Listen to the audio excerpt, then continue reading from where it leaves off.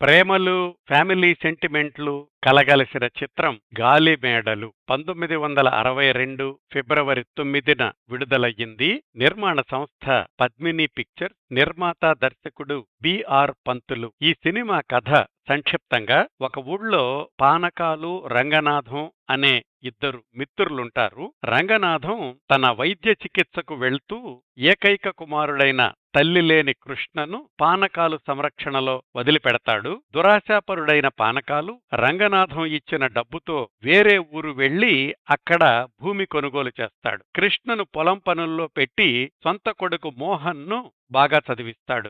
ఆ ఊళ్ళోనే ఉన్న నాగన్న అనే భూస్వామి దగ్గర అప్పు తీసుకుంటాడు పానకాలు. అతడి కుమార్తె లక్ష్మిని విద్యావంతుడైన తన కొడుకు మోహన్ కిచ్చి పెళ్లి చేస్తాననే షరతు మీద. కాని లక్ష్మి కృష్ణను ప్రేమిస్తుంటుంది. కృష్ణ వల్ల మోహన్ లక్ష్మిల పెళ్లి చెడిపోతోందని పానకాలు కృష్ణను ఇంట్లో నుంచి పంపించేస్తాడు. అతణ్ణి వెతుక్కుంటూ లక్ష్మి వెళుతుంది. ఇంకొక వైపు పానకాల కొడుకు మోహన్ తాను కోటీశ్వరుణ్ణని అబద్ధం చెప్పి ఒక జమీందారు కూతురు నిమ్మిని పెళ్లి చేసుకుంటాడు. ఇక్కడ్నుంచి కథ లెక్కలేనన్ని మలుపులు తిరుగుతుంది. చివరకు కృష్ణ తన అసలు తండ్రి రంగనాథంని ఎలా కలుసుకున్నాడు, లక్ష్మిని ఎలా పెళ్లి చేసుకున్నాడు, పానకాలు మోహన్లలో ఎలాంటి మార్పు తీసుకొచ్చాడు అనేది కంట తడిపెట్టించే మిగతా కథాంశం. ఈ సినిమాకి మాటలు టివి నరసరాజు రాస్తే, సముద్రాల కొసరాజు, ఆదిశేషారెడ్డి, రామ్చంద్ పాటలు రాశారు.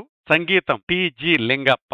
ఈ చిత్రంలోని ఈ మూగ చూపేలా బావా అనే పాట అత్యంత ప్రజాదరణ పొందింది. ఈ సినిమాలో రంగనాథంగా నాగయ్య, అతడి కొడుకు కృష్ణగా ఎన్టీఆర్, పానకాలుగా ఎస్వి రంగారావు, అతడి కొడుకు మోహన్గా జగ్గయ్య, నాగన్నగా బి విశ్వనాథం, అతడి కూతురు కృష్ణను ప్రేమించిన లక్ష్మిగా దేవిక, జమీందారుగా రాజనాల, ఆయన కూతురు మోహన్ పెళ్లాడిన నిమ్మిగా జయంతి మొదలైన వారు నటించారు. సమాంతరంగా కన్నడంలో కూడా నిర్మాణమైన ఈ చిత్రం 2 భాషల్లోనూ చక్కటి విజయం సాధించింది.